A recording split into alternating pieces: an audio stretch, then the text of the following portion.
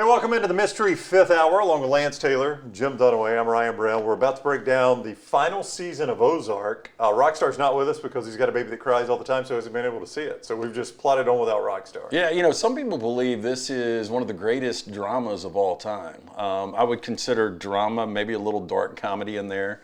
I don't know about you guys. I seem to laugh out loud 4 or 5 times every episode. 44 episodes. It's finally over. What did you think? Well, I'm glad we're doing this in the Mystery Fifth Hour here because I had some questions. But my biggest takeaway, and we'll just start with my biggest takeaway and we can work around, but, I was shocked on 2 fronts. One, that they got out in a positive manner without any blood on the family. I don't think they did. I've got a couple of thoughts on that. This is like the last scene of Sopranos. It's open for interpretation. Yeah, it is. And then for me, when Ruth got killed, I think that's a dream sequence. And I've said that since day one, and now there are other people starting to jump in. Oh, yeah? That's the jumping off point of if they do a movie or a spin-off series, that it'll be Ruth, and that she was smart enough when she was coming back or realized that the mob was going to be waiting on her at the trailer. Ruth, she pulled a gun on everybody. She's not going to get out of the car and walk around this thing into the headlights and stand there and wait to be shot without a gun. That's not Ruth's character. That is such a dream sequence. Ruth is not dead. Ruth is not dead. Yeah, not to jump too far ahead in this, but she had already killed the head of and I've got some huge issues with this, the head of a drug family. To Dunaway's point, she knows she's a marked person. She's not going to ride around without a gun.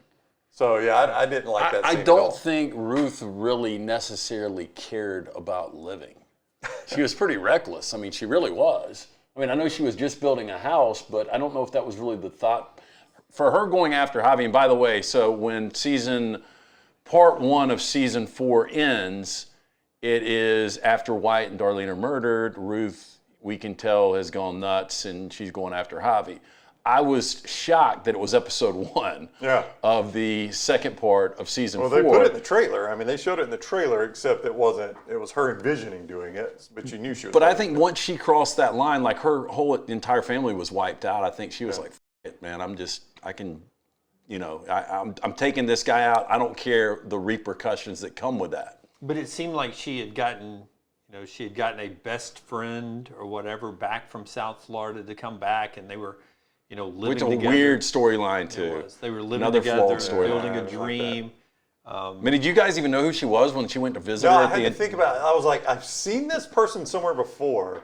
Where have I seen her? And it took me probably 5 or 10 minutes in that episode to remember that she was the Blue Cat, I guess, owner? Like, Marty bought the Blue Cat. She was the Blue Cat owner, yeah. But they have a back and forth. You can tell they have like a contentious relationship from the Ozarks. The next thing you know, she's coming up. I understand, okay, they're scheming.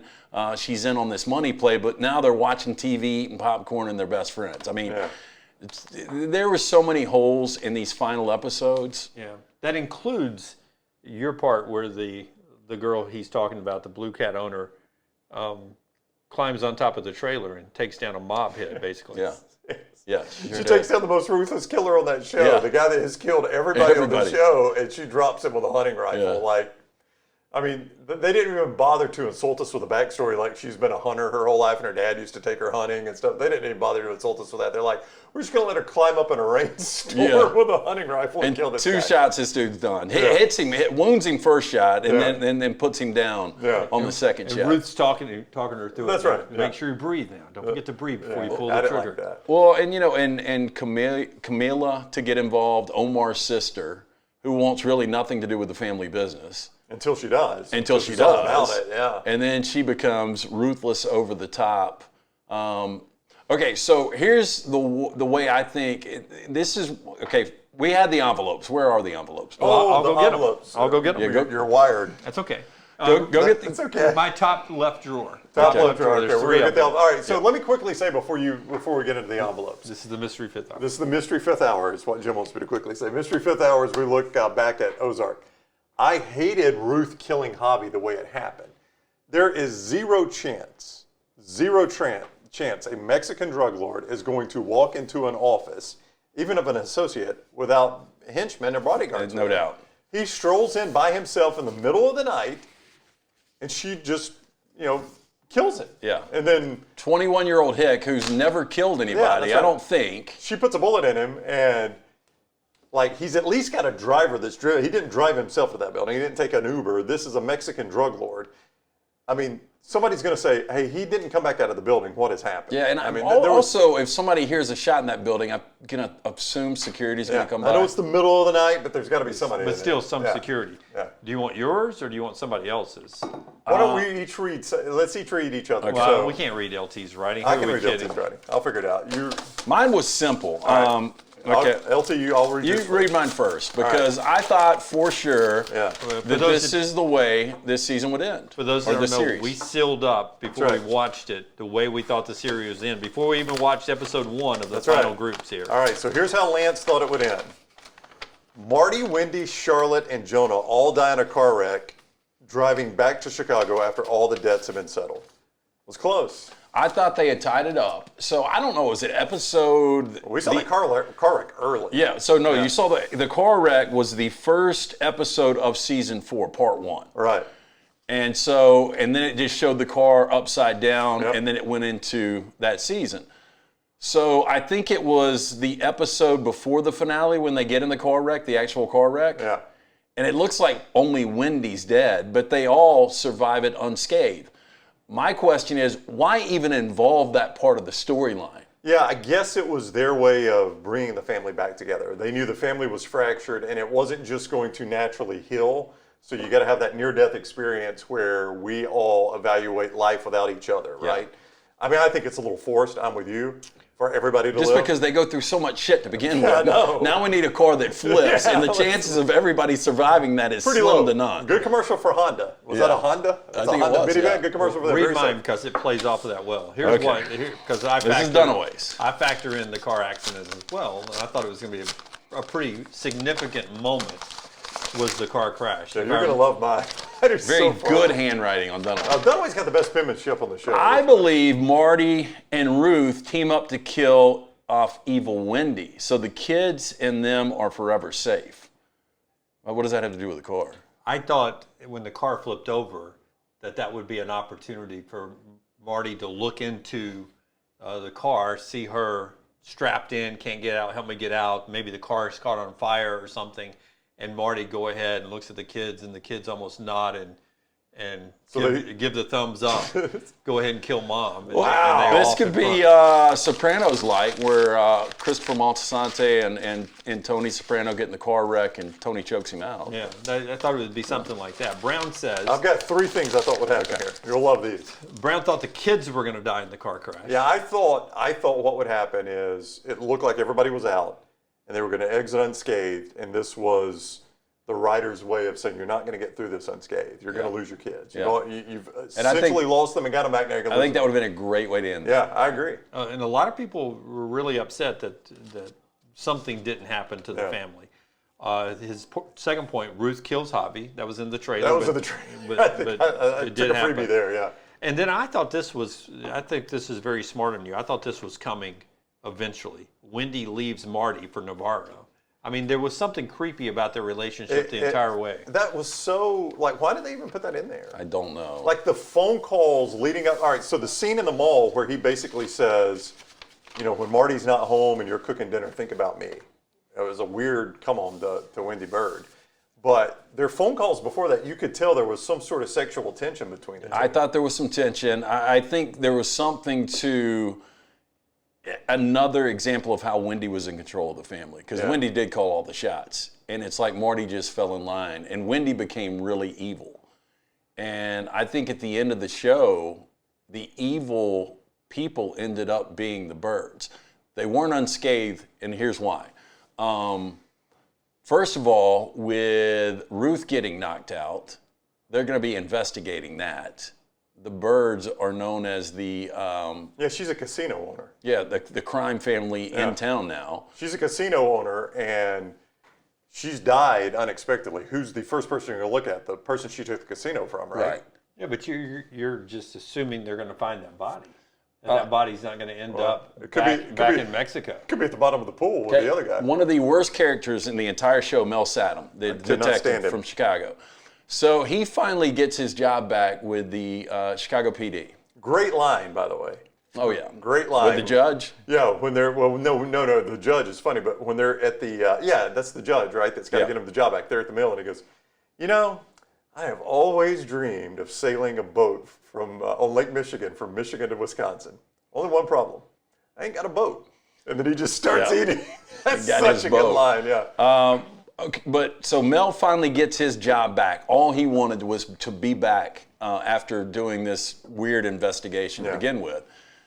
So the final scene, he shows up and he's got Wendy's brother's ashes in his lap, which I thought was cheesy, and that's what he linked back to it. And then you got Jonah and the kids come out and see this.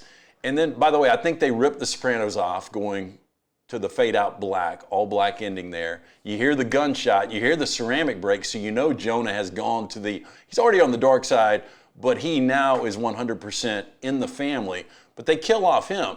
He is now part of the Chicago PD again that was investigating this family. They're going to have to go investigate now that he's missing. I think he said that he couldn't stand the desk job or whatever he had, so I think he left the police department. It wasn't working out. Well, maybe I missed that part, but even with that said, people are still going to wonder he went missing investigating this family. So maybe I'm looking too much into this, but to me, the final scene of a series, right? It's an honor to be in that scene, I think. I think like in the final scene of a series, you put in the people that have been meaningful to the show. I mean, it's almost like a nod to... Ruth should have been there. Ruth should have been in there. I mean, yeah, I wouldn't totally disagree, but that guy had no place there. No. I mean, now, I'm cool with Wendy and Marty and the family and the kids being there. I'm cool with that.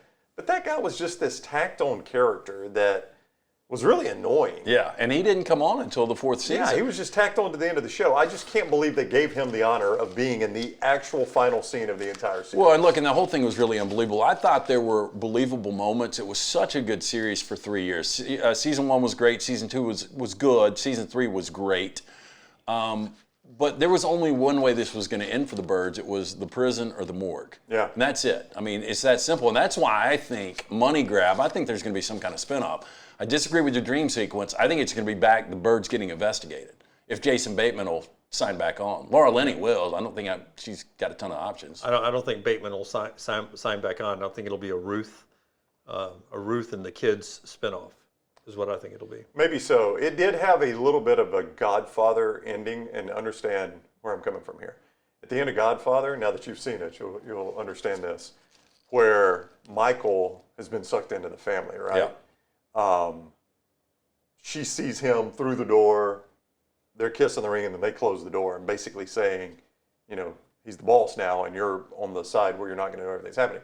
So I think there was a little bit of Jonah has now been sucked into the family. Yeah. Like he tried to avoid it, and finally we've sucked him into our dark side. He's going to kill this guy to save us. But another thing is, so Ruth says at different times, Jonah, the only person Jonah will listen to is me, because Jonah has pretty much alienated himself from the family.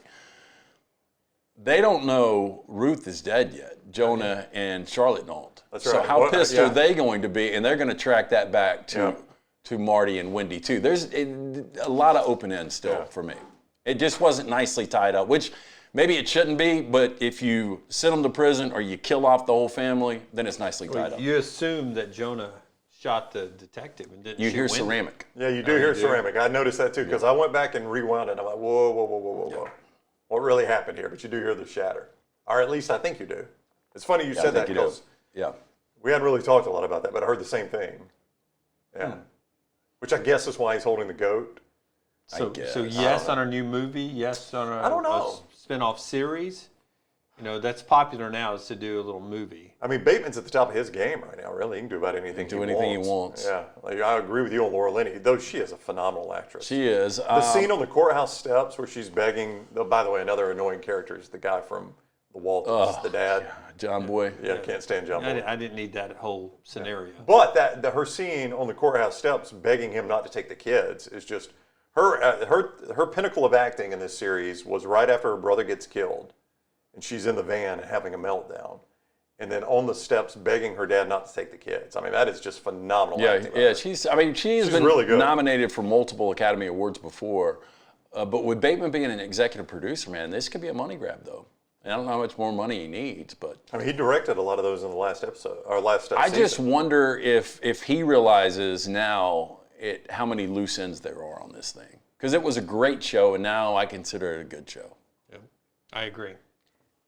All right, that's the Mystery Fifth Hour, our Ozark wrap-up here. We appreciate you guys being with us. We'll start doing these on a frequent basis, and glad to have you along on all our podcasts and now vodcast platforms here where you can see us as we discuss all of this. What's our next topic, I wonder? I don't know. We could go back to the traditional Mystery Fifth Hour form where we just got random stuff. I like that. Yeah, I got a phone full of stuff. Every time I think of one of those things, I I do type it in too. my notes. So I got a phone full of notes, stuff that I want to bring up with the Mystery Fifth Hour. All right. Thank you for supporting us, and remember to like and subscribe everywhere where it's called for. Thank you.